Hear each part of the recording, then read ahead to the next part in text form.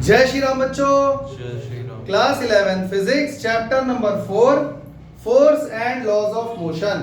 बच्चों last class में मैं तुम लोगों को हॉर्स एंड कार्ट प्रॉब्लम और इसके अलावा apparent and real weight of a man in an elevator के बारे में बता चुका हूँ। अरे भाई याद है कि भूल गए? आज हम लोग पढ़ने वाले हैं motion of connected bodies. Motion of connected bodies. तो अगर बॉडीज आपस में कनेक्ट रहती हैं तो उनका मोशन कैसे होता है? मतलब आप लोगों ने देखा होगा बुक में इस तरह के क्वेश्चन आए रहते हैं। ये एक बॉडी है, इससे एक और बॉडी कनेक्ट है और यहाँ पर फोर्स F लगाया, ये इसका मास m1 है, इसका मास m2 है, इधर एक्सेलरेशन एक के साथ जा रहा है, तो इन दोनों की वेलोसिटी क्या है, एक्सेलरेशन क्या है, कितना फोर्स लगाया, इस रोप में कितनी टेंशन आई, ये सब पूछा जाता है। इस तरह के डायग्राम तुम लोगों ने बुक में देखे होंगे, हाँ या ना? आज हम उसी से रिलेटेड कुछ चीजें पढ़ने जा रहे हैं। बोर्ड पे नजरें गड़ाए रखना वरना कुछ भी समझ में नहीं आएगा। और कुछ चीजें मैं तुम्हारे ऊपर छोड़ूंगा बच्चों, वो तुम्हें करनी ही पड़ेंगी। करें शुरू? जैसे मान के चलो बच्चों, ये एक सरफेस है, हॉरिजॉन्टल सरफेस, और इसके ऊपर एक ऑब्जेक्ट ऐसे रखा हुआ है। देखो एक ऑब्जेक्ट ये रहा और एक ऑब्जेक्ट इसके साथ कनेक्टेड है इस तरीके से। इसका मास है m1, इसका मास है m2, और इन दोनों के ऊपर इधर से एक फोर्स लगाया गया है F। फोर्स क्या लगाया गया है? Capital F। और ये दोनों बॉडीज इधर की तरफ मूव कर रही हैं विद एक्सेलरेशन a। ये हमने अज्यूम कर लिया। मेरी बात समझ में आ गई? और दूसरी बात ये समझ लो कि जो फ्रिक्शनल फोर्स है, फ्रिक्शनलेस सरफेस है, ये एक तरह की अजम्पशन है। मतलब कि यहाँ पर फ्रिक्शन कितना लग रहा है बच्चों? अभी हम फ्रिक्शन को क्या ले रहे हैं? 0। अभी इस चैप्टर में एक फ्रिक्शन टॉपिक भी आएगा, उसके बाद यहाँ पर फ्रिक्शन भी दिया होगा, तब आपको वो भी इसमें इंक्लूड करना ही पड़ेगा। अभी फिलहाल के लिए हमने सरफेस को कैसा मान लिया? फ्रिक्शनलेस। मतलब इन दोनों ऑब्जेक्ट का इस सरफेस के ऊपर जो फ्रिक्शन है वो 0 हो गया। अच्छा, अब अगर इस पर फोर्स F लग रहा है और ये पूरा सिस्टम विद एक्सेलरेशन a आगे जा रहा है, तो बताइए एक्सेलरेशन a कितना है, या इन दो बॉडीज इनमें ने एक दूसरे के ऊपर कितना फोर्स लगाया, ये सब चीजें हमें फाइंड करनी है। करें शुरू? तो देखो बच्चों, सबसे पहले तुम लोगों को बनाना आना चाहिए free body diagram. Free body diagram को हम लोग बोलते हैं शॉर्ट में FBD। समझ में आ रहा है? तो बच्चों जरा चेक करो, अगर मैं m1 की बात करूं, सिर्फ m1 के बारे में सोचो बच्चों, इसके ऊपर इधर से क्या लग रहा है? Force F। सही है गलत है? और इधर से इसको कोई रुकावट महसूस हो रही है या नहीं, बस इतना बता दो। इधर से तो फोर्स F लग रहा है ना, इधर से फोर्स F लग रहा है, इधर से इसको कोई रुकावट महसूस हो रही है या नहीं? अपना दिमाग लगाओ पहले। मैं यहाँ खड़ा हुआ हूँ और मेरे बाजू में एक और बंदा खड़ा है, किसी ने मुझे धक्का मारा तो मैं सीधा थोड़ी गिर पड़ूंगा, वो बंदा साइड में खड़ा, उससे टकराऊंगा। तो m2 की वजह से m1 को चलने में रुकावट होगी या नहीं? हाँ या ना? क्योंकि m1 इस पर कुछ फोर्स लगाएगा, बोलो हाँ। और वो फोर्स कितना होगा बच्चों? वो फोर्स हमें नहीं पता, हमने उसको मान लिया small f। Generally small f friction को लिया जाता है, पर मैंने यहाँ पे स्मॉल f किसको माना है? Force applied by m2 on m1। Clear हो गया? और फिर भी बच्चों m1 इस डायरेक्शन में जा रहा है विद एक्सेलरेशन a। समझ में आ गया? क्योंकि हम जानते हैं पूरा सिस्टम इधर जा रहा है, यहाँ तक कोई दिक्कत? ये बन गया free body diagram. Free body diagram का मतलब होता है सिंगल बॉडी का सेपरेट डायग्राम और उसके ऊपर टोटल फोर्स कितने लग रहे हैं। वैसे इसका मास mg नीचे और नॉर्मल रिएक्शन ऊपर भी लगेगा, पर वो तो कैंसिल आउट हो जाएगा। क्या वो मुझे बनाने की जरूरत है? क्लियर हो गया? अब बच्चों तुम लोग मुझे खुद सोचकर बताओ, F बड़ा या स्मॉल f? कैपिटल F बड़ा या स्मॉल f? जब हम ये जानते हैं कि सिस्टम उधर जा रहा है पक्का, तो ये रुकावट कम है, ये वाला फोर्स ज्यादा लग गया। सही है? तो अगर F में से मैं इस F को माइनस कर दूं स्मॉल f को, क्या निकल कर आएगा? फोर्स में से फोर्स माइनस करोगे फोर्स आ जाएगा। Force equal to mass into acceleration, तो m1 इनटू a। कोई दिक्कत? यहां से हमारे पास बच्चों किसकी वैल्यू आ जाएगी? यहां से हमारे पास आ जाए, इसको एक काम करो, इक्वेशन नंबर 1 दे दो। इसको हमने क्या दे दिया? Equation number 1। समझ में आ गया? अब हम लोग फ्री बॉडी डायग्राम बनाने जा रहे हैं इसका m2 का। FBD of mass 2 इसका, तो बनाना बच्चों m2 का फ्री बॉडी डायग्राम। ये रहा m2, सही है गलत है बच्चों? ये कुल मिलाकर इस डायरेक्शन में जा रहा है विद एक्सेलरेशन a, सही है। इसके ऊपर इस डायरेक्शन से कितना फोर्स लग रहा है बच्चों, जल्दी बोलो। m2 के ऊपर इस डायरेक्शन में कोई फोर्स लग रहा है या नहीं लग रहा? कितना लग रहा है? कौन सा है, स्मॉल f या कैपिटल F?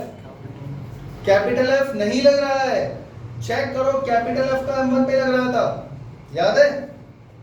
अब m2 पर फोर्स लग रहा है बच्चों स्मॉल f, समझ में आ गया? पूछो क्यों, अरे पूछो क्यों, दिमाग लगाओ। थर्ड लॉ ऑफ मोशन पढ़ा था, third law of motion, for every action there is always equal and opposite reaction. तो अगर एक ऑब्जेक्ट दूसरे पर जितना फोर्स लगाएगा दूसरा भी पहले पर उतना ही लगाएगा। अगर m2 की वजह से इसको रुकावट महसूस हुई स्मॉल f, तो m1 ने भी उस पर कितना फोर्स लगाया होगा, ऑब्वियसली स्मॉल f। और बच्चों इस डायरेक्शन से कोई फोर्स लग रहा है m2 के ऊपर, नहीं लग रहा, तो यहां पर सीधा सीधा f is equal to m2a हो जाएगा। इसमें तो मुझे बड़ा छोटा माइनस भी नहीं करना पड़ेगा, समझ में आ गया? इसको हमने दे दिया इक्वेशन नंबर 2। अब बच्चों चेक करो आपके पास किसकी वैल्यू आ गई, स्मॉल f की, तो इसको पुट कर दो, put value of small f in equation number first में पुट करो f minus small f। Small f की वैल्यू क्या है, m2a is equal to m1a। अब ये m2a उधर आएगा तो प्लस का हो जाएगा, f is equal to m1a plus m2a। बच्चों इन दोनों में कॉमन क्या है, जल्दी बोलो। a कॉमन आ गया, क्या बचा, m1 प्लस m2। एक्सेलरेशन कितना आ गया, f upon m1 plus m2, ये हमारे पास एक्सेलरेशन आ गया। यानी ये पूरा सिस्टम इतने एक्सेलरेशन के साथ राइट साइड में मूव कर जाएगा। कोई दिक्कत? अगर किसी को कुछ समझ में ना आ रहा हो तो अभी इसी वक्त पूछ सकता है। क्लियर हो गया? और बच्चों आपको अगर ये फाइंड करना है कि इन दोनों ऑब्जेक्ट ने एक दूसरे के ऊपर कितना फोर्स लगाया, यानी कि स्मॉल f, तो आप ये a की वैल्यू यहां भी पुट कर सकते हो, और बेटर होगा यहां पुट करो, सीधा f आ जाएगा। तो ये भी करके देख लेते हैं, put value of a in equation number second. ये रही सेकंड इक्वेशन, तो f स्मॉल f कितना आ जाएगा बच्चों, m2 मल्टीप्लाई बाय a, और a की वैल्यू ये रही, क्या है, f upon m1 plus m2। अब बताओ कितने बच्चों को समझ में आ चुका है? आ गया समझ में? चले आगे बच्चों। अभी जो हमने सीखा था उसको केस नंबर 1 मान लेना, ठीक है, और यहां पर हमने यहां पर लिख दिया है केस नंबर 2। अभी जो हमने केस पढ़ा था उसमें और इसमें कोई खास फर्क नहीं है। यहां पर भी फ्रिक्शनलेस सरफेस है, फ्रिक्शन अभी भी 0 है। ठीक उसी तरीके के दो मास m1 और m2 यहां पर मैंने बना दिए। फर्क सिर्फ ये है कि इस बार फोर्स इधर से लगाया गया है और ये पूरा सिस्टम इस तरफ मूव कर रहा है विद एक्सेलरेशन ही। क्लियर हो गया? तो बच्चों सबसे पहले हम क्या बनाएंगे, फ्री बॉडी डायग्राम। तो चलो भाई शुरू करते हैं। FBD फ्री बॉडी डायग्राम पहले किसका बनाओगे इस बार, m1 का या m2 का? दिमाग लगाओ, किसका बनाओगे पहले? m2 का बनाओगे क्योंकि फोर्स डायरेक्ट उस पर लग रहा है। तो बच्चों ये रहा m2। m2 पर इधर से फोर्स कितना लगा, कैपिटल F। बच्चों क्या इस डायरेक्शन से कोई फोर्स लग रहा है? हाँ, क्योंकि m1 उसके रास्ते में रुकावट पैदा कर रहा है और इस फोर्स को हम लोग मान लेते हैं स्मॉल f। कोई दिक्कत तो नहीं है, फ्रिक्शन मत समझ लेना। अच्छा, ये पूरा सिस्टम इधर जा रहा है विद एक्सेलरेशन a। तो आप बताओ कैपिटल F बड़ा है या स्मॉल f? कैपिटल F बड़ा है, तभी तो ये इधर मूव कर रहा है। कैपिटल F में से स्मॉल f माइनस करोगे कितना आ जाएगा, m2a। सही है गलत? तो ये आ गई आपकी इक्वेशन नंबर 1। कोई दिक्कत? इसके बाद हम लोग फ्री बॉडी डायग्राम बनाएंगे m1 का। FBD चेक करो बच्चों m1 के बारे में। m1 के ऊपर सिर्फ इस डायरेक्शन से एक स्मॉल f फोर्स लग रहा है, हाँ या ना? कैपिटल F तो m2 पे लग रहा है ना, m1 पे थोड़ी लग रहा है। m1 पे वो फोर्स लग रहा है जो m2 लगा रहा है, and that will be equal to force applied on m2 due to m1। तो स्मॉल f ही था वो। क्लियर हो गया? यानी m1 ने जितना m2 पर फोर्स लगाया m2 भी m1 पर उतना ही लगाएगा, व्हिच इज स्मॉल f। और ये सिस्टम भी इधर जा रहा है विद एक्सेलरेशन है। कोई दिक्कत? तो यहाँ पे f small f is equal to m1a हो जाएगा, कोई दिक्कत? Equation number 2। बच्चों अगेन ये f की वैल्यू किसमें पुट करोगे? इक्वेशन 1 में कर दो। Put value of f in equation number first, कर दो put f minus small f की जगह क्या पुट करोगे? m1a which is equal to m2a। अब यहाँ पे f इक्वल टू क्या हो जाएगा? m1a plus m2a। इन दोनों में कॉमन क्या है बच्चों? a। क्या बचा? m1 plus m2। एक्सेलरेशन की वैल्यू कितनी आ गई? f upon m1 plus m2।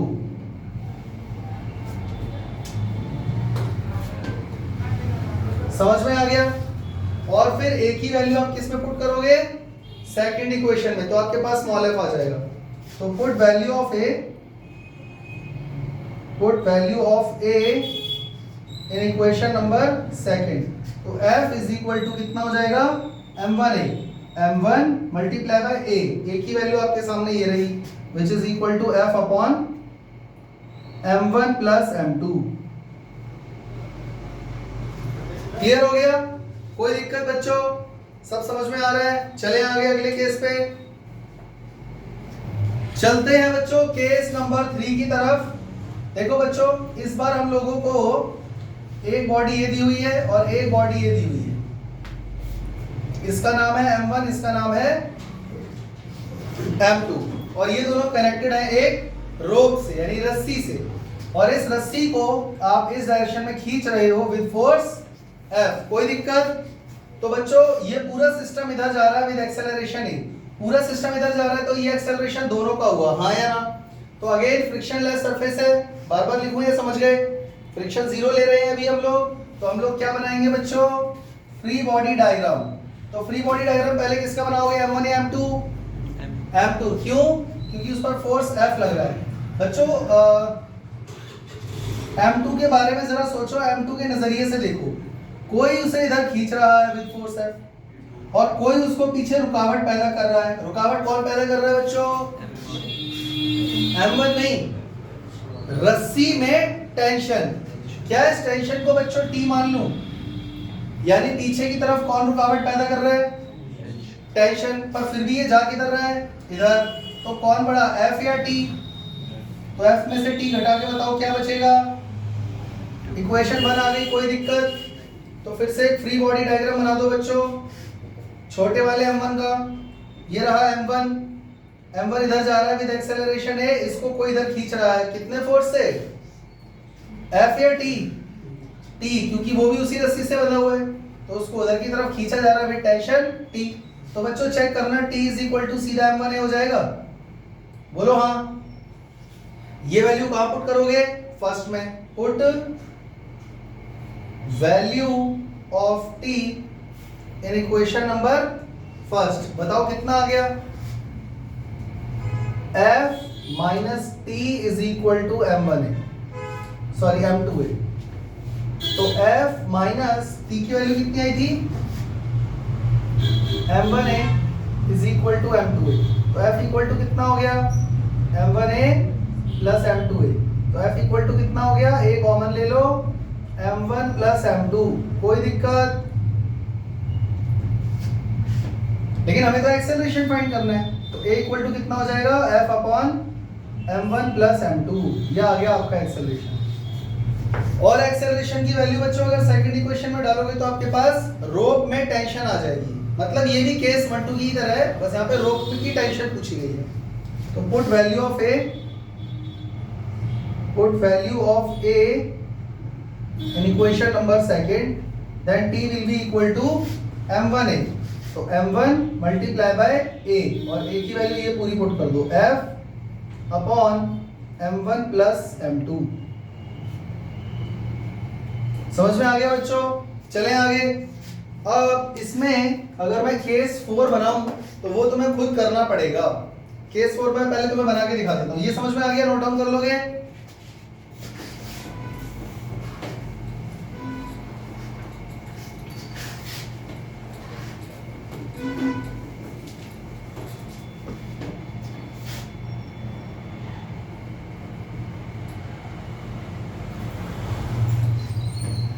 अब इसी में बच्चों एक केस और ऐड कर लेना, ये मैं तुम्हारे लिए छोड़ रहा हूँ। इस बार इस पूरे सिस्टम को इधर खींचा जा रहा है विद फोर्स F और ये पूरा सिस्टम इधर जा रहा है विद एक्सेलरेशन A। ये हो गया हमारा केस नंबर 4। कोई दिक्कत? कर लोगे पक्का? कोई मुझे बताएगा इसमें एक्सेलरेशन कितना आएगा? बिना सॉल्व करे बता दोगे? F upon m1 plus m2। समझ में आ गया? और यही वैल्यू जब तुम t में पुट करोगे तो t कितना आ जाएगा बच्चों? m2 f upon m1 plus m2। अब सॉल्व तुम्हें करना है, मैंने आंसर लिख दिया है, मैच करा देना। कोई दिक्कत? कर लोगे पक्का ना? चले आगे। अब हम लोग चलते हैं बच्चों अगले केस की तरफ, केस नंबर 5। बच्चों ध्यान से देखना, अगर अभी तक जो भी मैंने तुम्हें समझाया है अगर वो समझ में आ गया है तो ये वाला केस भी आपको तो आराम से समझ में आ जाएगा, कुछ मुश्किल नहीं है। बच्चों जरा ध्यान से देखो, यहाँ पर एक ऑब्जेक्ट है ये, इसके पीछे एक और ऑब्जेक्ट है ये, और इसके पीछे एक और ऑब्जेक्ट है ये। इसका मास है m1, m2 और m3। इस m1 पर फोर्स इधर लगाया गया कैपिटल F, दिखाई दे रहा है बच्चों? ये पूरा सिस्टम इधर जा रहा है विद एक्सेलरेशन A। कोई दिक्कत? समझ में आ गया? मैं तुम्हें फ्री बॉडी डायग्राम बनाना सिखा रहा हूँ बस खाली, ठीक है? तो चलो भाई शुरू करते हैं। अगेन फ्रिक्शनलेस सरफेस है तो फ्री बॉडी डायग्राम सबसे पहले किसका बनाओगे बच्चों? m1 का। चेक करो कैसे बनेगा। इस पर इधर से कितना फोर्स लग रहा है? Capital F। और इधर से कितना फोर्स लग रहा है बच्चों? इस बार मैं इसको स्मॉल f1 मान लूं, कोई दिक्कत तो नहीं है। f1 इसलिए बोल रहा हूं क्योंकि 2 और 3 के बीच में भी फिर एक रुकावट पैदा होगी। तो यहाँ पर ये पूरा सिस्टम इधर जा रहा है विद एक्सेलरेशन A। समझ में आ रहा है? बड़ा बड़ा बनाऊं? आ रहा है? तो ये अब आप चेक करो, F बड़ा है या F1 बड़ा है? कैपिटल F बड़ा है तो F में से F1 माइनस करोगे तो क्या निकल कर आएगा? m1 है। तो ये आपकी आ गई इक्वेशन नंबर 1। कोई दिक्कत? यहां तक कोई दिक्कत? अब m2 का फ्री बॉडी डायग्राम बनाते हैं, FBD। चेक करो, ये रहा m2। इस पर इधर से कितना फोर्स लग रहा है कौन बताएगा? इस पर इधर से फोर्स लग रहा है स्मॉल f1, क्योंकि जितना फोर्स m2 ने m1 पर लगाया था स्मॉल f1 उतना ही m1 भी तो m2 पे लगाएगा, यानी स्मॉल f1। कोई दिक्कत? यानी ये फोर्स f1 इसको धक्का मार रहा है। और क्या इधर से इस पर कोई फोर्स लग रहा है रुकावट वाला? हाँ, वहां उससे भी बड़ा ऑब्जेक्ट m3 बैठा हुआ है तो बच्चों वो इस पर फोर्स लगा रहा है, मान लेते हैं f2। कोई दिक्कत तो नहीं है? और ये पूरा सिस्टम इधर जा रहा है विद एक्सेलरेशन है। अब बताओ f1 बड़ा है या f2? f1 बड़ा है या f2? अरे चेक करो, मास m3 बड़ा है, वो बड़ा ऑब्जेक्ट है तो f1 बड़ा है या f2 बड़ा है? अरे f1 ही बड़ा है। f1 बड़ा है तभी तो वो उसको धक्का मार के उधर ले जा रहा है, क्योंकि विद एक्सेलरेशन A वो उधर जा रहा है। तो अपना कॉन्सेप्ट गड़बड़ करने की जरूरत नहीं है, वो बड़ा और भारी जरूर है लेकिन इधर से फोर्स पक्का ज्यादा लगाया गया है तभी तो वो विद एक्सेलरेशन A उधर की तरफ जा रहा है। अगर ये फोर्स बड़ा होता तो इधर नहीं चला जाता। तो अब आप बताओ f1 में से अगर मैं f2 माइनस कर दूं तो क्या निकल कर आएगा? बोलो, m2। ये हो गई आपकी इक्वेशन नंबर 2। ठीक है, इसके बाद अब बचा हमारे पास तीसरा बॉडी FBD बना दो उसका भी। जो थर्ड बॉडी है m3, जरा चेक करो इधर से उसके ऊपर कितना फोर्स लग रहा है? वही जो m2 लगा रहा है उसके ऊपर वही m3 उसके ऊपर लगाएगा f2, और ये इधर जा रहा है विद एक्सेलरेशन A। तो f2 इज इक्वल टू कितना हो जाएगा बच्चों? सॉरी यहाँ m3 आएगा, m3 है ना, इज इक्वल टू m3A। ये हमारे पास f2 की वैल्यू आ गई। यहां तक कोई दिक्कत है तो अभी बता दो। यहां तक सबको समझ में आ गया? चले आगे।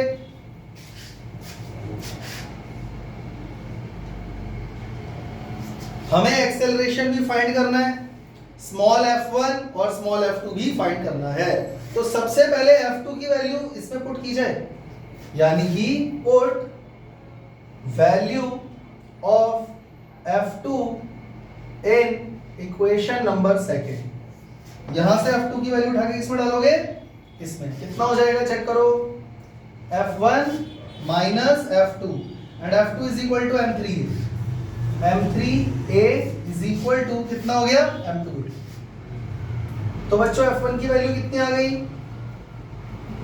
M2A plus M3A. तो F1 कितना हो गया. आप एक काम करो, इसमें A कॉमन मत लो, इसको ऐसे ही रहने दो. समझ में आ गया. और इसको दे दो इक्वेशन नंबर 4. अब इस F1 की वैल्यू किस में डालोगे बच्चों, इस इक्वेशन में. समझ में आ गया. तो हम क्या लिखेंगे, put value of F1 in equation number first. Put करो इसमें capital F minus small f1. और स्मॉल f1 की वैल्यू चेक करो क्या है बच्चों, M2A plus M3A is equal to M1A. बच्चों सही लिखा है या गलत लिखा, गलत लिख दिया है, क्योंकि यहाँ पे माइनस F1 है. F1 की वैल्यू ब्रैकेट में आएगी. सही है गलत. अब ब्रैकेट ओपन होगा तो ये दोनों माइनस हो जाएंगे. जब आप ब्रैकेट ओपन करोगे तो ये समझाना पड़ेगा या समझ गए, समझ गए. अब आप चेक करो F की वैल्यू कितनी आ गई. ये दोनों उठा के उधर भेज दो. M1A plus M2A plus M3A. बच्चों तीनों में कॉमन क्या है, क्या बचेगा ब्रैकेट में, M1 plus M2 plus M3. तो एक्सेलरेशन कितना आ गया, F upon M1 plus M2 plus M3. बोलो कोई दिक्कत, एक्सेलरेशन आ गया. ये चीज में बिना सॉल्व करे डायरेक्ट भी लिख सकता था, क्योंकि अब तक आपको आइडिया लग जाना चाहिए. आप बचपन से ये चीज पढ़ते आ रहे हो, F इक्वल टू ma होता है. तो A इक्वल टू क्या आ जाएगा, total force upon total mass. और बच्चों तीनों ऑब्जेक्ट का टोटल मास कितना है चेक करो, M1 plus M2 plus M3, तीनों का मास. क्योंकि ये फोर्स F तीनों को धकेल रहा है. तो ये तो बिना सॉल्व करे भी निकाल सकते थे. तो सर आपने इतना टाइम वेस्ट क्यों करा हमारे जीवन का, वो इसलिए ताकि तुम्हें फ्री बॉडी डायग्राम बनाना है. कोई टेढ़ा मेढ़ा क्वेश्चन आ गया तब ये काम आएगा. समझ गए. अब आपको फाइंड करना है स्मॉल f1 और स्मॉल f2. जरा चेक करो, अगर a की वैल्यू मैं सीधा इसमें पुट कर दूं f2 आ जाएगा. f2 put value of small a in equation number third. तो स्मॉल f2 कितना हो जाएगा, m3 into a. m3 multiply by f upon m1 plus m2 plus M3. समझ में आ गया. तो कोई पैटर्न नोटिस करा तुम लोगों ने बच्चों, ये स्मॉल f फाइंड करने का. ये भी हम लोग बिना सॉल्व करे लिख सकते हैं. चेक करो F2 एक ऐसा फोर्स है जो M3 असल में M2 पर लगा रहा था रुकावट. तो आपको M3 लिखना है पहले और एक्सेलरेशन की वैल्यू डाल देनी है, खत्म. समझ में आ गया. अच्छा F1 भी फाइंड करना है आपको. F1 कहाँ है, F1 ये रहा F1. सही है. तो अगेन यहाँ पर भी वही करना है आपको, एक्सेलरेशन की वैल्यू पुट कर देनी है. तो put value of A in equation number 4. Put value of A in equation number 4. ये रहा. तो चेक करो F1 इज इक्वल टू, इन दोनों में कॉमन क्या है, A. ब्रैकेट में क्या बचा, M2 प्लस M3. तो F1 की वैल्यू कितनी आ गई, M2 प्लस M3. और एक्सेलरेशन की ये पूरी वैल्यू पुट कर दो यहाँ पे. क्या आ जाएगा, F upon M1 plus M2 plus M3. ये आपके पास आ गया F1. और ये भी बिना सॉल्व करे पैटर्न से आप निकाल सकते हो. चेक करो F1 कौन है, F1 M1 और M2 के बीच में लगने वाला फोर्स है. मतलब M2 और M3 मिलकर रुकावट पैदा कर रहे थे, तब ये F1 लगा होगा. तो यहाँ M2 और M3 को ऐड कर दिया और एक्सेलरेशन की वैल्यू मल्टीप्लाई कर दी. नहीं आया समझ में, नहीं आया ना कुछ भी समझ में. सर आप ऐसा मत बोला करो, ऐसा आप बोलते हो ना तो जो आता है फिर हम वो भी भूल जाते हैं, कंफ्यूज से हो जाते हैं. अरे आगे समझ में, कोई डाउट है तो पूछ लो भैया. चले आगे. बच्चों अगर इसी में मैं केस नंबर 6 बना दूं और उसमें मैं क्या कर रहा हूं, ध्यान से देखो. ये रहा M1, ये रहा M2 और ये रहा M3. M1 M2 M3. लेकिन इस बार मैं इन तीनों पर इधर से फोर्स लगा रहा हूं F और ये पूरा सिस्टम इधर जा रहा है विद एक्सेलरेशन a। इसमें और इसमें कोई खास फर्क नहीं है, वही सारा काम करना है तुम्हें जो अभी आपने इसमें किया था। फर्क सिर्फ क्या है कि फोर्स ऑपोजिट डायरेक्शन में लगाया गया है और ये इधर की तरफ जा रहा है। तो फ्री बॉडी डायग्राम पहले किसका बनेगा, m3 का, जबकि यहां पहले किसका बना था, m1 का, क्योंकि m1 पे फोर्स लगा था। तो कर पाओगे या नहीं कर पाओगे इतना बता दो बस। अगर कर लोगे तो ठीक है, नहीं कर पाओगे तो मैं तुम्हारा टाइम पास करूं। तो बच्चों बिना सॉल्व करे मुझे एक्सेलरेशन की वैल्यू कोई बताना चाहता है, कितना हो जाएगा, f upon m1 plus m2 plus m3। पर इसका ये मतलब नहीं है कि तुम इसे सॉल्व नहीं करोगे, सॉल्व तो तुम्हें करना पड़ेगा। अच्छा, इन दोनों के बीच में जो फोर्स लग रहा है ना, हम उसको नाम दे देते हैं बच्चों F1। कोई दिक्कत तो नहीं है। तो कोई मुझे F1 की वैल्यू बताएगा, बिना सॉल्व करे दिमाग लगाओ, F1 की वैल्यू बताओ। F1 जो रुकावट पैदा हो रही है वो M1 और M2 दोनों की वजह से हो रही है। तो आप क्या करोगे, M1 प्लस M2 कर दोगे और एक्सेलरेशन की पूरी वैल्यू पुट कर दोगे, हाँ या ना। अभी हमने पीछे यही करा था, जरा याद करो। और आप इसको पूरा सॉल्व करके क्रॉस चेक भी कर लेना, ठीक है। और बच्चों M1 और M2 के बीच में जो फोर्स लग रहा है उसको F2 मान लेते हैं। तो F2 की वैल्यू कितनी हो जाएगी, अब ये रुकावट सिर्फ M1 की वजह से हो रही है, तो M1 मल्टीप्लाई बाय एक्सेलरेशन का पूरा फॉर्मूला। आ गया समझ में? अरे भाई कर पाओगे या नहीं, पक्का? चले अगले केस पे चलते हैं बच्चों। अगले केस पे, केस नंबर 7। बच्चों ध्यान से देखते रहना बोर्ड पे। एक ऑब्जेक्ट है M1, एक ऑब्जेक्ट है M2 और एक ऑब्जेक्ट है M3। इन तीनों को रस्सी से खींचा जा रहा है इधर F फोर्स लगा करके, और ये तीनों इधर मूव कर रहे हैं विद एक्सेलरेशन। टॉपिक समझ में आ गया? इस बार ये तीनों ऑब्जेक्ट किससे जुड़े हुए हैं, रोप यानी रस्सी से, और इन तीनों को रस्सी से F फोर्स से इधर खींचा जा रहा है। समझ में आ गया? तो बच्चों मान लेते हैं इन दोनों के बीच में जो टेंशन है वो है T1 और इन दोनों के बीच में है T2। तो आपको फाइंड क्या करना है, एक्सेलरेशन T1 एंड T2। ये सारी चीजें आपको सपोज फाइंड करनी है। तो क्या करोगे, फ्री बॉडी डायग्राम बनाओगे। चलो भाई स्टार्ट करते हैं। फ्री बॉडी डायग्राम सबसे पहले किसका बनेगा बच्चों, M3 का। कैसे बनेगा, ये रहा M3, इधर फोर्स लग रहा है F, इधर टेंशन क्या लग रहा है T1, पर ये किधर जा रहा है, इधर। तो F में से T1 माइनस करोगे तो क्या निकल कर आएगा, M3A। इक्वेशन नंबर 1 क्लियर हो गया? अभी यहां से हमको कुछ भी वैल्यू नहीं मिली। फिर से बनाओ फ्री बॉडी डायग्राम। अब किसका बना रहे हैं बच्चों, M2 का। M2 चेक करो इधर की तरफ कौन खींच रहा है इसको, पीछे कौन रोक रहा है इसको, जा किधर रहा है ये, इधर विद एक्सेलरेशन A। तो T1 में से अगर आप T2 माइनस करोगे तो क्या निकल कर आएगा, कोई दिक्कत? यहां से भी हमारे हाथ कुछ नहीं लगा।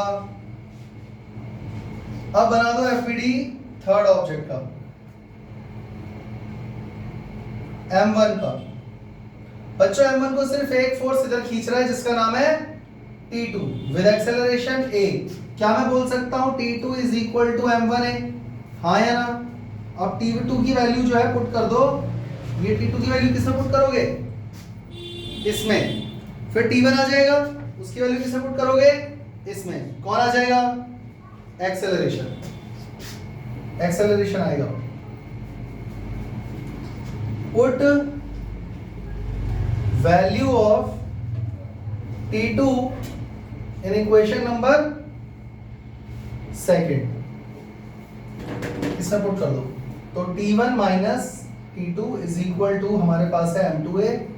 तो T1 माइनस T2 की वैल्यू कितनी है, M1A। M1A is equal to M2A। तो T1 इज इक्वल टू हो गया M2A प्लस M1A। ये आ गया आपके पास T1, इसको इक्वेशन नंबर 4 दे दो। T1 की वैल्यू किससे पुट करोगे बच्चों? फर्स्ट इक्वेशन में put value of T1 in equation number first. कितना हो गया? F minus T1। तो T1 की जो भी वैल्यू है ब्रैकेट में आ जाएगी, M1A plus M2A is equal to M3A। तो F इज इक्वल टू कितना हो गया? ये पूरा ही उधर ले जाओगे प्लस का हो जाएगा, तो क्या बन जाएगा? M1A plus M2A plus M3A। तो एक्सेलरेशन की वैल्यू क्या आ जाएगी? इन तीनों में एक कॉमन आ जाएगा, क्या बन जाएगा? F upon M1 plus M2 plus M3।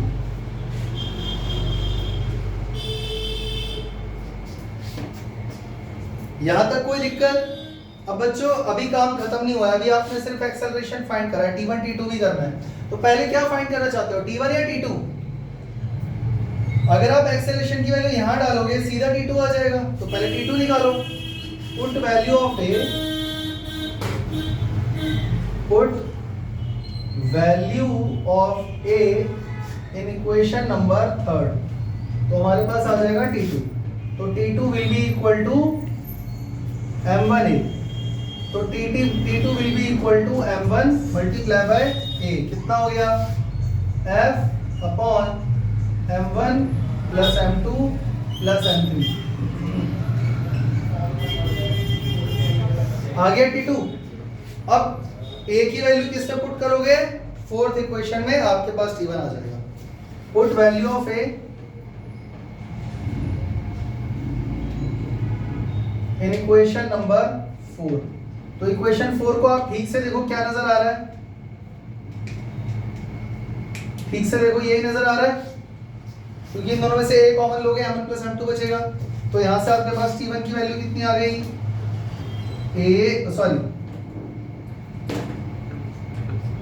M1 plus M2 F upon M1 plus M2 plus M3। ये आपके पास T1 आ गया। तो देखो भैया, T1 भी आ गया, T2 भी आ गया, एक्सेलरेशन भी आ गया, बचा क्या ये बताओ, और समझ में क्या नहीं आया ये भी बता दो। क्लियर हो गया? अच्छा, बिना सॉल्व करे क्या आप एक्सेलरेशन निकाल सकते हो? हाँ, चेक करो, T1 जो रुकावट है वो M2 और M1 दोनों की वजह से हो रही है, तो दोनों का sum multiply by acceleration. Pattern note कर लो भाई, नहीं तो पूरा सॉल्व करना एग्जाम में। समझ में आ गया? अच्छा, और T2 निकालना है तो उस पर रुकावट खाली M1 की वजह से हो रही है, तो M1 multiply by acceleration. Clear हो गया? और एक बात सुनो बच्चों, ये तुम्हें लग जरूर रहा है कि बहुत बड़ा है, जब न्यूमेरिकल आएगा ना इस पे, तो आप समझ लो इतने से में आंसर आ जाएगा सारा। वो इसलिए क्योंकि आप दिमाग लगाओ, एक्सेलरेशन आपका इतना बड़ा आंसर आएगा क्या? अरे भाई दिमाग लगाओ, सॉल्व करके कोई वैल्यू तो आएगी, 3 मीटर पर सेकंड स्क्वायर, 5 मीटर पर सेकंड स्क्वायर, तो वो वैल्यू खाली मल्टीप्लाई तो करनी है इसमें, या इतना बड़ा ये तरबूज बना दोगे। समझ में आ गया? सेम वैसे यहाँ पे एक्सेलरेशन की वैल्यू यहाँ पे किस में ऐड करनी है? M1 plus M2। भाई मास की वैल्यू भी गिवन होगी, तो दो मास को जोड़ोगे एक नंबर आएगा, that number multiply by acceleration, सीधा आंसर आ जाएगा। इतना बड़ा थोड़ी आएगा। समझ में आ रहा है? तो ये तुम्हें लग रहा है इसके अंदर बड़ा, क्योंकि ये सारे वेरिएबल के टर्म्स में एक जनरल केस लिया गया है, क्वेश्चन में कुछ भी आ सकता है, तो वो इतना बड़ा नहीं लगता सॉल्व करने में। क्लियर हो गया? चले आगे, इसको नोट कर लोगे। चलते हैं बच्चों लास्ट केस, केस नंबर 8 की तरफ, और ये केस तुम लोग घर पे करोगे। समझ गए? तो इसमें क्या करना है बच्चों, तुम लोगों को 3 ऑब्जेक्ट दिए हुए हैं, एक का नाम है मास M1, एक का नाम है मास M2 और एक का मास है M3। ये तीनों ही रस्सियों से जुड़े हुए हैं। यहाँ पर टेंशन T1 ले लो, यहाँ पर टेंशन T2 ले लो, और इसको इधर की तरफ खींचा जा रहा है विद फोर्स F। तो जब इधर खींचोगे तो भैया ये सब पूरा सिस्टम इधर चल देगा विद एक्सेलरेशन A। अरे कर पाओगे या नहीं? केस 7 की तरह ही है, बस खाली मैंने डायरेक्शन चेंज करी है। कोई दिक्कत? बिना सॉल्व करे आंसर बता सकते हो? तो बता दो फिर एक्सेलरेशन की value. F upon M1 plus M2 plus T1 की वैल्यू बता दो।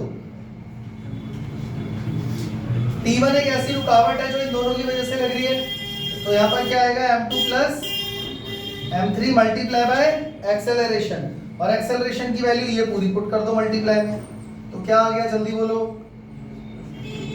नहीं बोलोगे मत बोलो, T2 बोलो। T2 रुकावट है सिर्फ m3 की वजह से, तो यहाँ पर m3 multiply by acceleration, acceleration की वैल्यू पूरी पुट कर दो यहाँ पे। पर इसका ये मतलब नहीं है कि इसको सॉल्व नहीं करोगे, ये पूरा कॉपी में करना है ताकि आपको समझ में आए कि हाँ फ्री बॉडी डायग्राम बनाना सीख पाए या नहीं। अब बताओ बच्चों, यहाँ तक किसी बच्चों को कोई प्रॉब्लम, सब समझ में आ गया? नेक्स्ट क्लास में छुट्टी मत करना, जिसने छुट्टी करी उसका इससे भी ज्यादा नुकसान होगा, समझ गए? मिलते हैं अगली क्लास में, तब तक के लिए जय हिंद, जय श्री राम।